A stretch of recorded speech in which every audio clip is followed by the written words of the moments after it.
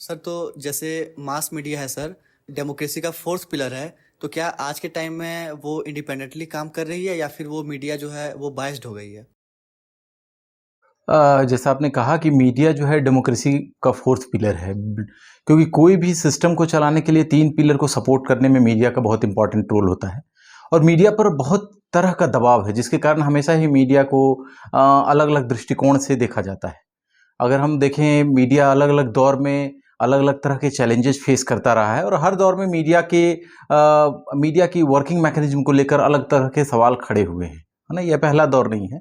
और इसमें कई ऐसे जो हमारे कम्युनिकेशन के स्कॉलर्स हैं, उन्होंने भी मीडिया की पूरी वर्किंग मैकेनिज्म को अलग अलग तरीके से डिफाइन किया है अलग अलग दौर में। अब जैसे कहेंगे कि मीडिया, आपने जैसा बताया कि मीडिया एजेंडा सेट करता है, निश्चित तौर पर मीडिया एजेंडा सेट करता है। क्योंकि मीडिया का एजेंडा सेट करना इसलिए ज़रूरी है, क्योंकि अगर हम किसी भी सिस्टम की बात करें तो वो, अगर एमी मैककॉम और डीएल सोय कम्युनिकेशन स्कॉलर हुए, उन्होंने कहा है कि अलग अलग तरह के एजेंडे होते हैं। जैसे सरकार है तो सरकार का अपना एजेंडा है, जिसको हम गवर्नमेंट एजेंडा कहते हैं। पब्लिक है तो पब्लिक का अपना एजेंडा है। गवर्नमेंट है, मीडिया है तो मीडिया का अपना एजेंडा है। अब कहने का मतलब क्या है भाई, कि गवर्नमेंट का एजेंडा क्या है, पब्लिक का एजेंडा क्या है, मीडिया का एजेंडा क्या है।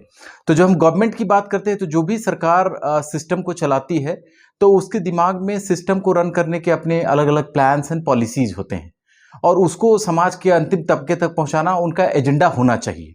ठीक है।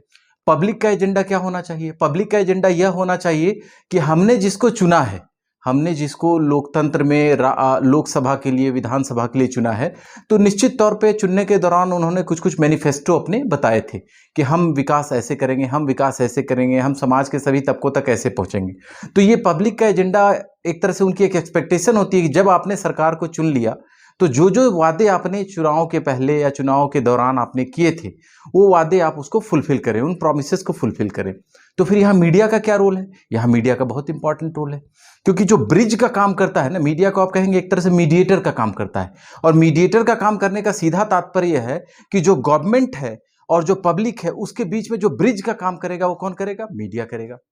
तो मीडिया का काम करने का मतलब क्या, उसकी वर्किंग मैकेनिज्म का मतलब क्या, कि गवर्नमेंट ने जो प्लान्स एंड पॉलिसीज बनाई हैं, जो उनका एजेंडा है, वो कैसे समाज के अंतिम तबके तक, समाज के जन जन तक पहुंचे, इसमें मीडिया का रोल होता है।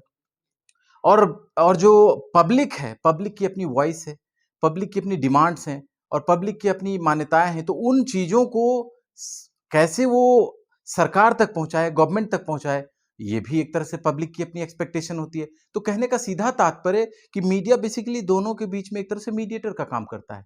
और इसीलिए इसको कहा गया है कि कहीं ना कहीं वॉच डॉग है। आप अगर देखेंगे वॉच डॉग क्या होता है, आप एक बार देखेंगे तो एक प्रहरी का काम करता है, कि जो सरकार मीडिया एजेंडा सेट कर रही, जो सरकार एजेंडा सेट कर रही है, पब्लिक अपना एजेंडा सेट कर रहा है, इन दोनों के बीच में कैसे कोऑर्डिनेशन बनाया जाए। अगर सरकार की दिशा इधर से उधर हो रही है, तो मीडिया उसको एक तरह से डेविएट होने से रोकता है।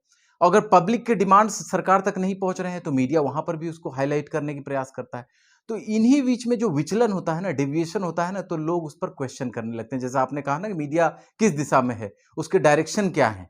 तो ये हर दौर में उसके डायरेक्शंस को लेकर, सही और गलत को लेकर, अलग अलग धाराओं ने, अलग अलग दृष्टिकोण ने क्वेश्चनिंग की है। और डेफिनेटली आप एक सिस्टम में है तो क्वेश्चनिंग होता है, क्वेश्चनिंग होता है, क्योंकि एक्सपेक्टेशंस, एस्पिरेशंस बहुत हाई होते हैं सिस्टम के, पब्लिक के लेवल पर, गवर्नमेंट के लेवल पर, मीडिया के लेवल पर। तो इसी के बीच में जो बैलेंस बनाने की जो पूरी प्रक्रिया है, वो एक तरह से मीडिया का एजेंडा होता है, और इसको उसको फुलफिल करना चाहिए। अभी के दौर में अगर बात करें, तो अभी देखेंगे जिस तरह से मीडिया का एक तरह से एक्सप्लोजन हुआ है। पहले क्या होता था कि मीडिया कन्वेंशनल था। कन्वेंशनल मीडिया का कहने का मतलब कि हमारे पास न्यूज़पेपर, टेलीविजन, रेडियो, इस तरह के conventional media mode of communication होते थे। आज वो मीडिया बहुत ही रैपिड और फास्ट हो गया है। Why? Because everything has been shifted to digital platforms. तो इसी के कारण एक अवेयरनेस भी लोगों में ज्यादा आई है। उनके अंदर थोड़ा सा क्या हुआ है कि अवेयरनेस आने के कारण हर चीज को वो तुरंत चाहते हैं। जिस तरह मीडिया स्पीड है, वैसे वो रिस्पॉन्स भी वो चाहते हैं कि सरकार का और सिस्टम का बहुत तेजी से हो। प्रैक्टिकली ये करना इतना आसान नहीं होता है, थोड़ा समय लगता है चीजों को करने में, किसी चीज को इम्प्लीमेंट करने में। तो हमें कहीं ना कहीं पब्लिक के लेवल पे, गवर्नमेंट के लेवल पे और मीडिया के लेवल पे, हर लेवल पे एक अलग तरह का बैलेंस और उसको समझने के लिए एक अलग तरह की समन्वय की जरूरत है। जब इस कोऑर्डिनेशन में कमी आती है, तो इस तरह के क्वेश्चंस आते हैं, जिसको कि अपनी आप अभी आपने पूछा और हाईलाइट किया है। और मेरा मानना है कि मीडिया अपनी भूमिका निभाता है। निश्चित तौर पे जब हम पॉलिटिकल डिस्कोर्स और सोसाइटल डिस्कोर्स की बात करते हैं तो वहाँ पर अलग अलग एंगल्स होते हैं जिससे कि मीडिया के दृष्टिकोण को देखा और समझा जाता है, और उसी समय आप अलग अलग दृष्टिकोण से बोलते हैं कि ये सही है और गलत है। तो अब मुझे लगता है एक प्रोफेशनल होने के कारण कि हर दृष्टिकोण अलग अलग हो सकता है, बट मीडिया की अपनी भूमिका और जो अपनी सही तरीके से निभाता है और वो हमेशा ऐसा करता रहा है। क्वेश्चनिंग होगा, क्वेश्चनिंग आपके गवर्नमेंट एजेंडा पर भी होगा, मीडिया एजेंडा पर भी होगा और पब्लिक के एजेंडा पर भी होगा। तो ये आज नहीं, हर दौर में होता रहा है, और इसको हर स्कॉलर ने अलग अलग तरीके से डिफाइन भी किया है कि मीडिया एजेंडा सेट करता है और मीडिया एक तरह से मैन्युफैक्चरिंग कंसेंट का काम करता है। तो ये सारी चीज़ें बहुत कॉमन प्रैक्टिस हैं। जो असली थ्रेट है, जो कि हम लोग को समझने की ज़रूरत है, जो क्रॉस मीडिया ओनरशिप का पैटर्न है, जो पेड न्यूज़ का पैटर्न है, जो आज के समय में fake, deep fake, misinformation, disinformation, malinformation, ये जो असली चुनौतियाँ हैं। क्योंकि क्या होता है ना कि जिस तरह से डिजिटल पेनिट्रेशन हुआ है, डिजिटल फुटप्रिंट लगातार बढ़ रहा है, वहाँ पर कई लोगों के, खासकर पब्लिक के लेवल पे उतनी अवेयरनेस नहीं है। आप और हम हो सकता है कि मीडिया को लेकर अवेयर हो सकते हैं। व्हाई? बिकॉज़ आप सेंट्रल यूनिवर्सिटी में हैं, आपका एक्सपोज़र अलग है। लेकिन समाज में ऐसे तबके के बहुत सारे लोग हैं जिनके हाथ में मोबाइल का गैजेट है, उनके पास इंटरनेट फैसिलिटी है, सब कुछ वो कर रहे हैं। बट वास्तव में मीडिया और डिजिटल कंटेंट को कैसे कंज़्यूम करें, कैसे शेयर करें और कैसे एक्सेस करें, कैसे क्रिएट करें, उसका नॉलेज उनके पास नहीं है। तो इस वजह से भी इस तरह के डिलेमा, इस तरह के कन्फ्यूजन सोसाइटी में और पॉलिटिकल डिस्कोर्स में, सोसाइटल डिस्कोर्स में आते रहते हैं। जो मैंने डेंजरस जो ट्रेंड बताया क्रॉस मीडिया ओनरशिप का, जिसमें कि हमें सतर्क होने की जरूरत है कि जैसे एक पॉलिटिकल हाउस या बिजनेस हाउस मिलकर सारे मीडिया पर एक तरह से कंट्रोल कर ले, नियंत्रण कर ले।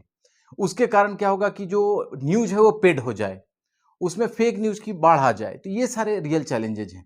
तो इसको सॉर्ट आउट करने के लिए कहीं ना कहीं मास लेवल पर हमें भी अवेयरनेस होना चाहिए, आपको, हमें और आम जन को भी अवेयरनेस होना चाहिए कि वास्तव में क्या सही है, क्या गलत है, कौन सा कंटेंट मीडिया सही दे रहा है, गलत दे रहा है। Questioning is right, but questioning with justification, questioning with constructive criticism should always be followed. मेरा ऐसा मानना है जी।